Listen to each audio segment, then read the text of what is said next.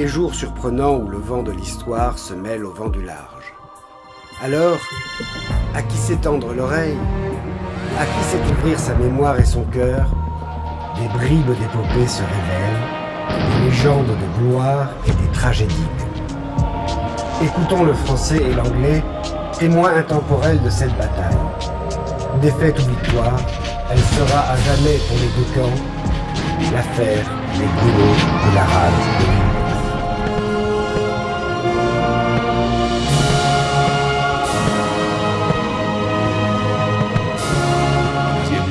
Les vaisseaux de Foudroyant, Varsovie, Océan, Régulus, Cassar, Calcutta.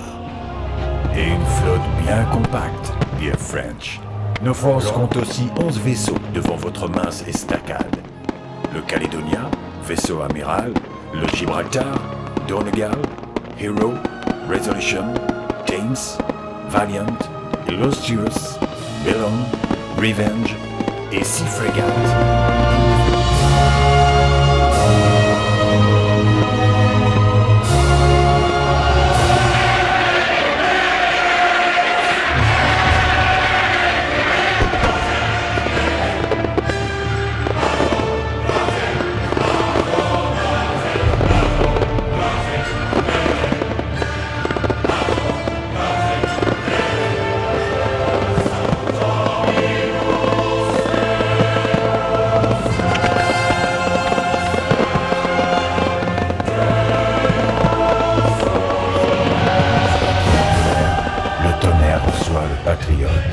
Et le Calcutta s'échoue.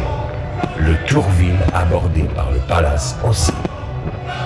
Rentrer un vaisseau complètement armé dans la Charente dans ces conditions est impossible.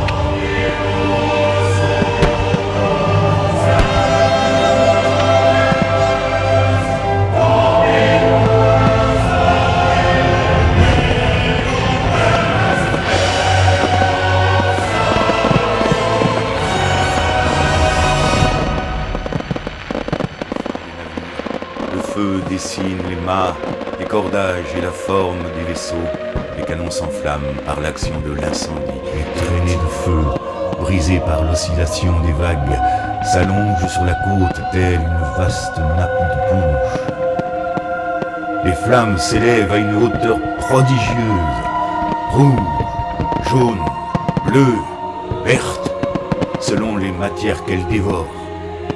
Des millions de flamèches volent en l'air comme les pluies d'or et d'argent d'un feu d'artifice. Chercher à détruire une escadre sans exposer un seul homme. Canonner vigoureusement des vaisseaux à la côte qui ne pouvaient pas riposter. Tuer des hommes qui se noyaient et attaquer par derrière et à 4 reprises un vaisseau échoué qui n'avait presque plus d'artillerie. Voilà les triomphes que remporte l'escadre anglaise. Le Régulus est remis à flot le 29 avril. Ils ont été surtout anéantis par leur amiral, qui avait donné la liberté de manœuvre au commandant de son escadre. Au moment le plus critique, défaite ou victoire, elle sera à jamais, pour les deux camps, l'affaire des brûlots de la rade de l'île d'Aix.